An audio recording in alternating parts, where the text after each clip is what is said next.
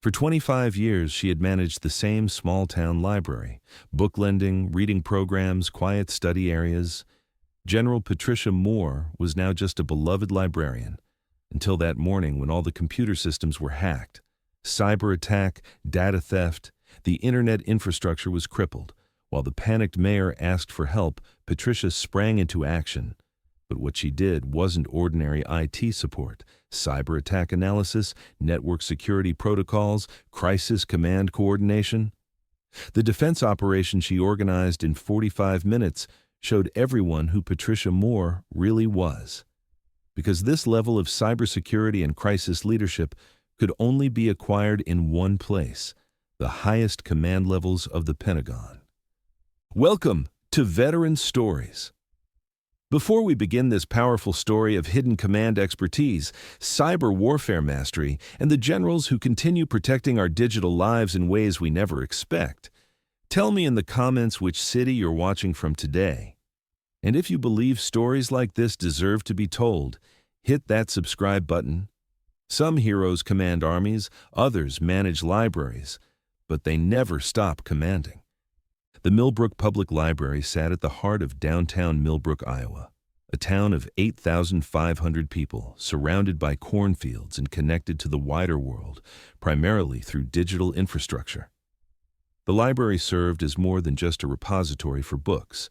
It was the community's internet hub, computer training center, and gathering place for educational programs.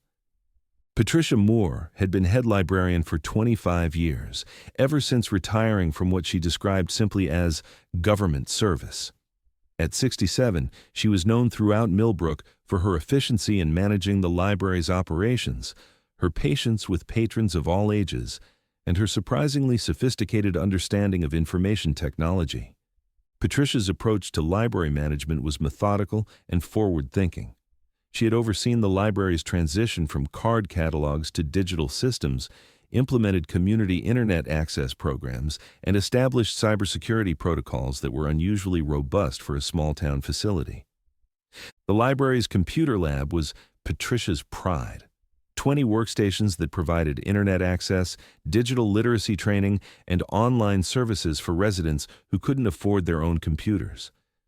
She personally managed the network security, maintained firewalls, and ensured that patron data remained protected. Nothing about Patricia suggested military background beyond a general competence and attention to detail that patrons attributed to good librarian training. Like most American communities, Millbrook had become heavily dependent on digital infrastructure. The city hall, police department, fire station, hospital, and school district all relied on interconnected computer networks for daily operations. The library served as a backup internet access point for many residents and a digital emergency communication center during severe weather. Patricia understood this digital dependence better than most people realized. She had quietly implemented redundant systems, backup protocols, and security measures that seemed unusually sophisticated for a small-town library, but which she explained as necessary precautions for protecting patron privacy and maintaining service continuity. On Tuesday morning, October 3rd, Patricia arrived at the library at 7:30 a.m. for her usual routine of checking systems, reviewing overnight automated processes, and preparing for the 9 a.m. opening. Everything appeared normal until she attempted to log into the main server. The system was completely compromised. What Patricia discovered wasn't a simple malware infection or random cyber vandalism. This was a coordinated attack on Millbrook's entire digital infrastructure, sophisticated, systematic, and designed to cause maximum disruption to community services. The attackers had penetrated not just the library's systems, but had used the library's network connections to access city hall databases, police dispatch systems, hospital patient records, and school district files. They had installed ransomware, stolen sensitive data, and crippled critical services that the community depended on for daily operations. Patricia's initial assessment revealed the scope of the attack: financial records compromised, emergency services disrupted, personal information of thousands of residents potentially stolen. This wasn't a prank or opportunistic crime. This was cyber warfare targeting civilian infrastructure. Most librarians would have called the city's IT support and hoped for the best. Patricia did something entirely different. Patricia's response to the cyber attack was immediate and systematic. She activated emergency protocols that surprised even herself with their sophistication, implementing defensive measures that went far beyond typical library IT management. She isolated compromised systems, established secure communication channels, and began coordinating a multi-layered response that demonstrated expertise far beyond civilian cybersecurity training. City Hall, this is the library. We have a coordinated cyber attack in progress affecting all municipal systems. I'm implementing emergency network protocols and need to establish incident command immediately. Mayor Robert Chen, who had been dealing with his own system failures, was initially confused by Patricia's authoritative tone and technical language. "Patricia, what are you talking about? Our computers are down, but I thought you were a librarian." "I am a librarian. I'm also implementing cybersecurity defense protocols. I need you to contact the FBI's Cybercrime Division and request immediate technical support." Over the next hour, Patricia transformed the library into a cyber defense command center, using equipment and techniques that amazed the few people who witnessed her work. She activated backup systems that no one knew existed, established encrypted communication networks, and began coordinating with federal authorities using protocols that civilian IT professionals typically never encountered. FBI Cyber Division, this is Millbrook Emergency Command. We have an active cyber attack targeting critical infrastructure. I need immediate technical support and forensic analysis capabilities. The FBI cybersecurity specialist who took the call was impressed by Patricia's professional communication and technical assessment. "Ma'am, are you law enforcement or IT security?" "I'm the head librarian, but I have relevant experience with network security operations." "What kind of experience?" Patricia hesitated, then decided the situation required honesty. "Military. Cyber warfare defense." The FBI cyber specialist immediately understood that he wasn't talking to an ordinary librarian. Patricia's technical knowledge, operational procedures, and command authority revealed expertise that suggested high-level military training in cybersecurity operations. "Ma'am, can you provide your security clearance information for verification?" "Retired, but I can provide my service record if needed for this operation." Within minutes, Patricia's background had been verified. Major General Patricia Moore, U.S. Army, retired, former commander of the Army's Cyber Operations Group, and one of the military's leading experts in defensive cyber warfare. "General Moore," the FBI specialist said with new respect, "we're deploying a cyber incident response team to your location. Can you maintain defensive operations until we arrive?" "Affirmative. I have the infrastructure secured and am conducting active defense operations." What happened next demonstrated why Patricia had been one of the Army's most respected cyber warfare commanders. She didn't just defend against the attack, she launched a systematic counter-operation that tracked the attackers, preserved evidence, and protected Millbrook's digital infrastructure while federal authorities mobilized. Patricia's counter-cyber operations were methodical and professional. She traced the attack vectors, identified the malware signatures, and began isolating the attackers' access points, using techniques that were clearly military-derived. "FBI Cyber, I've identified 3 primary attack vectors and traced them to proxy servers in Eastern Europe. The malware appears to be state-sponsored, possibly Russian or Chinese origin. I'm implementing active defense measures and preserving forensic evidence." The FBI team realized they weren't just responding to a small-town cyber attack.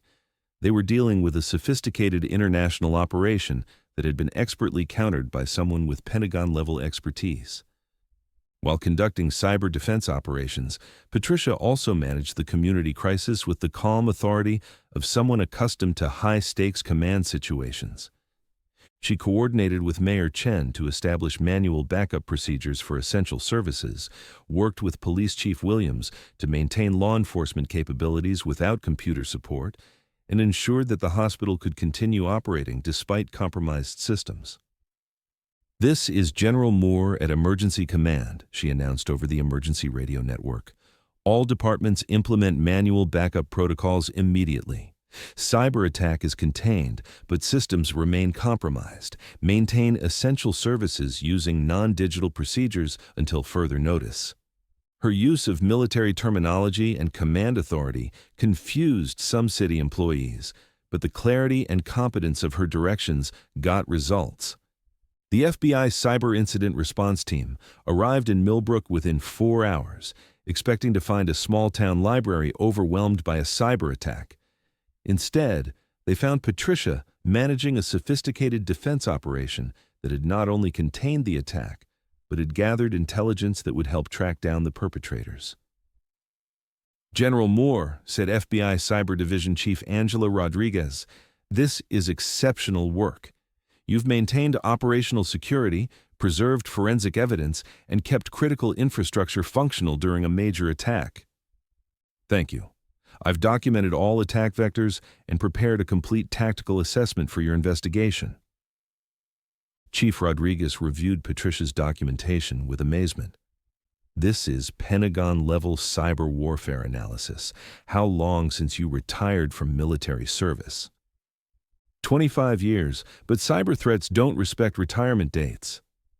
Patricia's counter-cyber operations had provided federal investigators with crucial intelligence about the attack.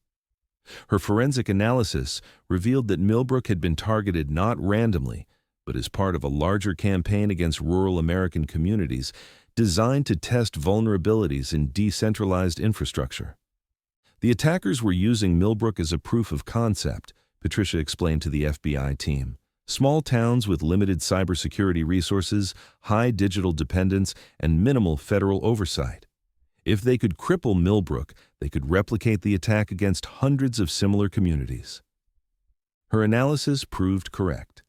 The FBI's broader investigation revealed a coordinated campaign targeting dozens of rural communities across the Midwest, with Millbrook being one of the few that had successfully resisted the attack.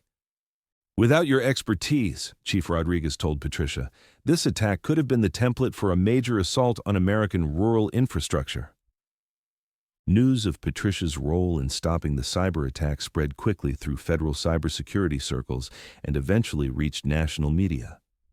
The story of a small-town librarian who turned out to be a retired general and cyber warfare expert captured public attention.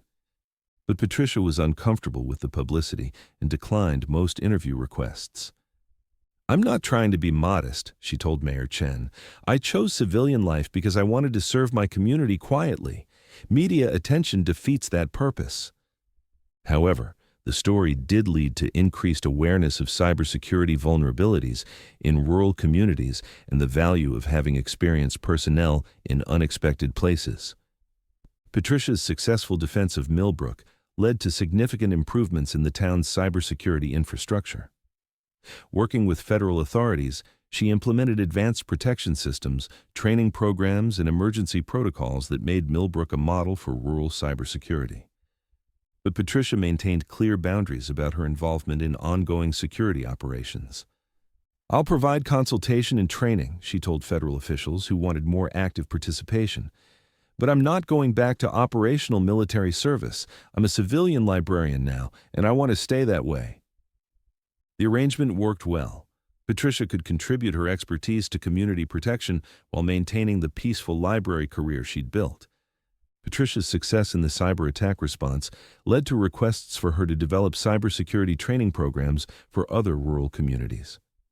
The Department of Homeland Security and FBI jointly sponsored a program that Patricia helped design, teaching small-town officials to recognize and respond to cyber threats. "The goal isn't to turn librarians into cyber warfare specialists," Patricia explained to a group of trainees. "It's to help you recognize when something isn't right and know how to respond effectively." Patricia's training emphasized the importance of basic cybersecurity hygiene, early threat detection, and knowing when to call for federal assistance. "Most cyber attacks succeed because they're not detected early enough," Patricia told the trainees. "If you know what to look for, you can often prevent small intrusions from becoming major disasters." 2 years after the Millbrook cyber attack, Patricia was invited to testify before a congressional subcommittee on rural cybersecurity. Her testimony focused on the vulnerabilities of decentralized digital infrastructure and the importance of having experienced personnel in local communities. Rural America is increasingly dependent on digital infrastructure, but lacks the cybersecurity resources of major cities, Patricia told the committee. We need programs that place experienced professionals in these communities and provide them with the tools to protect critical systems. Patricia's recommendations led to increased funding for rural cybersecurity initiatives and expanded training programs for local government officials. General Moore's defense of Millbrook demonstrates that national security isn't just about federal agencies, the subcommittee chair noted. It's about empowering local communities to protect themselves. 5 years after the cyber attack that revealed her background, Patricia had assisted in cybersecurity improvements for dozens of rural communities while continuing to manage Millbrook's library operations. Her dual role had become a model for other retired military officers seeking to remain connected to national security missions while pursuing civilian careers. But Patricia measured success differently than most cybersecurity professionals. My primary mission is still running a library that serves this community, she told a Pentagon official who wanted to expand her involvement. Cybersecurity consulting is secondary. If it ever interferes with serving library patrons, I'll step back. Patricia had found a way to continue serving her country without returning to military life, using her expertise when needed while maintaining the peaceful civilian career she'd chosen. Patricia began expanding the library's digital literacy programs, teaching not just basic computer skills, but cybersecurity awareness to community members of all ages. Information literacy includes understanding digital threats, Patricia told her classes. Everyone who uses the internet needs to know how to protect themselves and recognize when something suspicious is happening. Her programs became popular throughout central Iowa, attracting participants from neighboring towns who wanted to learn from someone with proven expertise in cybersecurity. General Moore makes cybersecurity understandable, said one participant. She explains complex threats in ways that regular people can understand and act on. Patricia began mentoring veterans who were transitioning from military to civilian careers, particularly those with cybersecurity backgrounds who were struggling to find meaningful work in rural communities. Your military training doesn't become irrelevant when you move to a small town, Patricia told a group of veteran IT specialists. Rural communities need cybersecurity expertise just as much as major cities. They just need it delivered differently. Several veterans followed Patricia's example, taking positions in small-town government, education, or business, while providing cybersecurity expertise to their new communities. You can serve your country and your community simultaneously, Patricia advised. You just need to find the right balance. 10 years after the cyber attack, Patricia had built a reputation as one of the country's leading experts on rural cybersecurity while continuing to serve as Millbrook's head librarian. She'd proven that military expertise could enhance rather than conflict with civilian community service. People sometimes ask if I miss military command, Patricia told a group of transitioning veterans. I miss the sense of mission and the opportunity to protect people. But I found that same sense of mission in civilian life. It just looks different.